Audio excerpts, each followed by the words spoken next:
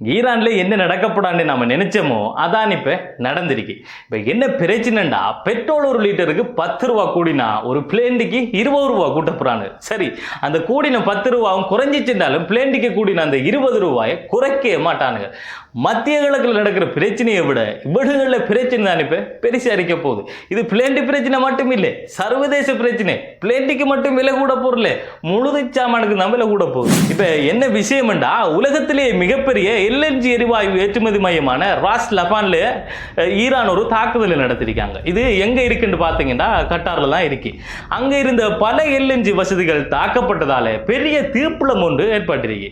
Iran எதுக்காக கட்டார்ல இருக்கிற case ஃபீல்டில் தாக்கினாங்கன்னு பார்த்தா, அதுக்கு முதல் நாள் இஸ்ரேல் ஈரான்ல இருக்கிற ஒரு கேஸ் ஃபீல்டில் தாக்கி இருக்காங்க.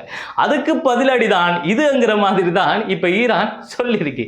இப்ப நிலைமை என்னண்டா, கட்டார் ஈரானை பார்த்து ஏடா டே அவ ஒண்ணு அடிச்சதுக்கு நீ ஏண்டா என்ன அடிக்காது கேட்டா, இங்க அடிச்சா தாண்டா அங்க வலிக்கும் சொல்லுது ஈரான். இங்க அடிச்சா இங்க தாண்டா வலிக்கும், அங்க எப்படிதான் வலிக்கும், சிரிக்கிறான் பாரு அப்படிங்கிற மாதிரி நிலைமை இருந்தாலும் ஈரானுடைய மாஸ்டர் பிளான் வேறு. இப்ப ஈரான் தாக்கி இருக்கிற இடம் எந்த அளவுக்கு ஒரு முக்கியமான இடம்டா, அங்க இருந்துதான் ஐரோப்பிய நாடுகளுக்கும் ஆசிய நாடுகளுக்கும் எல்என்ஜி எரிவாயு ஏற்றுமதி செய்யப்படுது.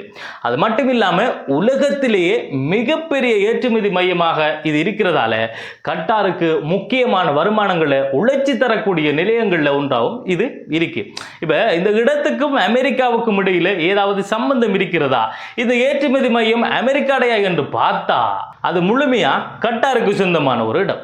இங்கு நடந்த தாக்குதலால அது கட்டாருக்கு தான் பெரிய ஒரு நட்டம். அது மட்டும் இல்லாம உலக நாடுகளுக்கு ஏற்றுமதி செய்யப்படுற எல்என்ஜி கேஸ் ஏற்றுமதிகளும் தடைபடலாம் என்ற ஒரு அச்சமும் இப்ப ஏற்பட்டிருக்கு. ஏற்றுமதி தட்டுப்பாடு வந்தா அதனுடைய விலையும் அதிகரிக்கும்ங்கிறதுல எந்தவித ஒரு மாற்று கருத்துமே இல்லை.